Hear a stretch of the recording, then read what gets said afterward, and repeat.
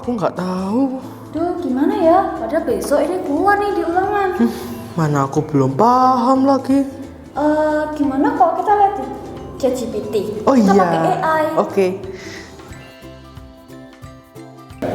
First, simple present tense. First, Simple present tense. Simple present tense is one of the basic verb tenses in English used to describe habitual action, general truths, and states of being.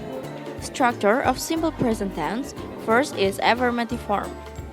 Formula of affirmative form is subject plus verb 1 or subject plus is or am or are. Examples: I like tea. He is a teacher. Second, negative form. Formula of negative form is subject plus do or does not plus verb 1 or subject plus is or am or are not. Example of negative form is I do not like tea. He is not a teacher. Third, interrogative form. Formula of interrogative form is do or does plus subject plus verb 1 plus interrogative or is or am or are plus subject plus verb 1 plus interrogative. Example of interrogative form is do you like tea? Is he a teacher? Second, simple past tense. Simple past tense. Simple past tense is used to describe action that were complete at a specific time in the past. Structure. First, affirmative forms. Formula of affirmative forms is subject plus verb 2 or subject plus was or were. Example, I played soccer. 2. They were best friends.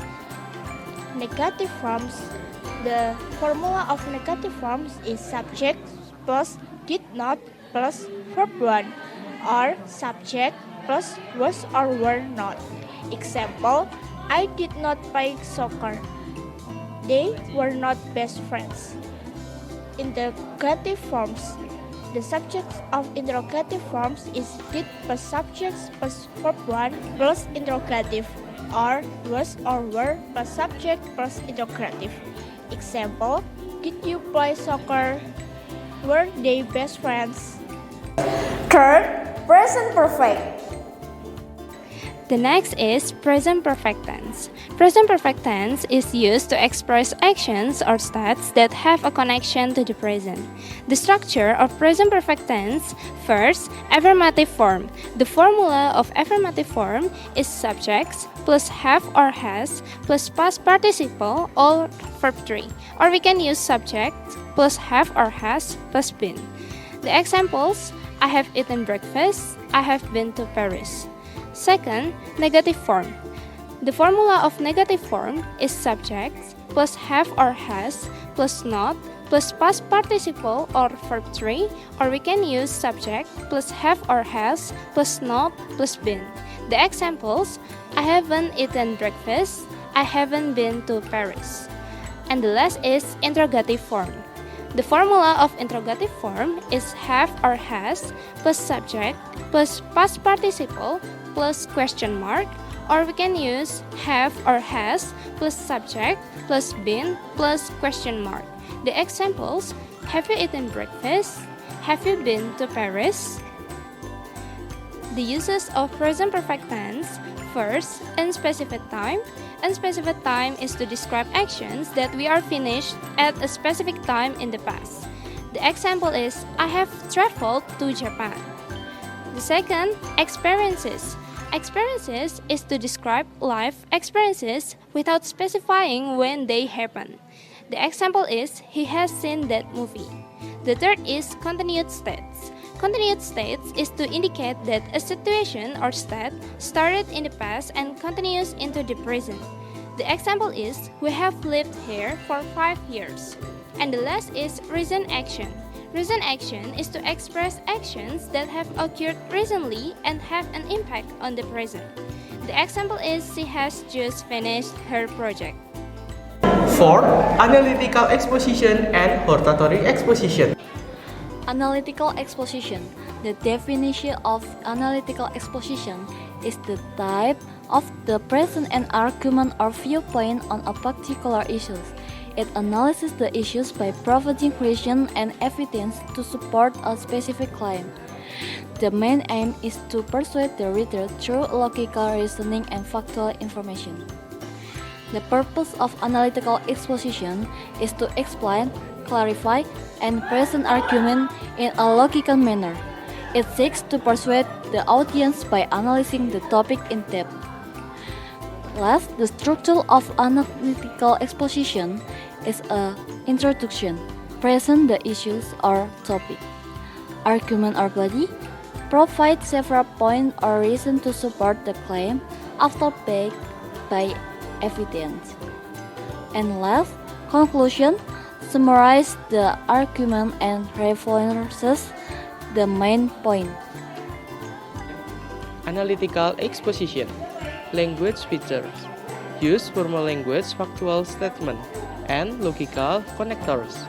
For example, therefore, however, for example. Focus on presenting balanced arguments. Example topics. The impact of climate change on global weather patterns, discusses evidence and arguments regarding climate change. Hortatory exposition. First, definition.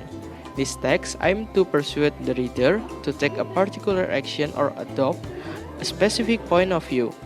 It often uses emotive language and encourages readers to agree with the writer's opinion or to take action based on the argument presented. Second, purpose. To motivate or urge the reader to take action, it emphasizes the importance of the issue and encourages readers to follow a specific course on action. Third, structure. Introduction. States the issue and the writer's position. Argument. Presents arguments supporting the writer's view, often with a call to action. Conclusion. Emphasize the importance of taking action or adapting the viewpoint. The next is hortatory exposition. The language features of hortatory exposition first uses persuasive and emotive language to engage the reader, and the second often includes imperative verbs or phrase encouraging action like we must, you should, let's, and etc. And the next is example topics. The example topics of hortatory exposition: we need to reduce plastic use now. It urges readers to take action against plastic pollution.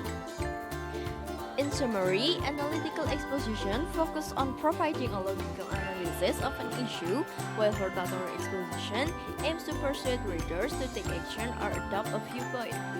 Both serve important roles in argumentation but are structured and written with different goals in mind. And the last is mental and physical verbs. Mental and physical verbs. Mental verbs. These verbs express actions or states related to thought processes, feelings, or perceptions. They refer to activities that occur in the mind rather than the body. Examples include A. Think. Think is to consider a reason. B. Believe. Believe is to accept something as true. C. Enjoy.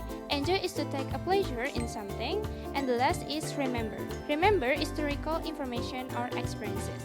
And the next is physical verbs. Physical verbs. These verbs describe actions that involve physical movement or activity. They refer to actions that can be observed or measured in the physical world. Examples include run. Run is to move quickly on foot. And the next is jump. Jump to push oneself off the ground and into the air. And C is write. Write is to form letters or symbols on the surface. And the last is throw. Throw is to propel an object with force through the air. Nah, gimana Des? Udah paham belum? Udah nih sekarang. Wah, nih sekarang kita harus sering-sering pakai AI ya. Iya, benar banget. Nah, jadi kesimpulannya AI dapat membantu kita Dalam berbagai bidang. Sekian dari kami. Terima kasih.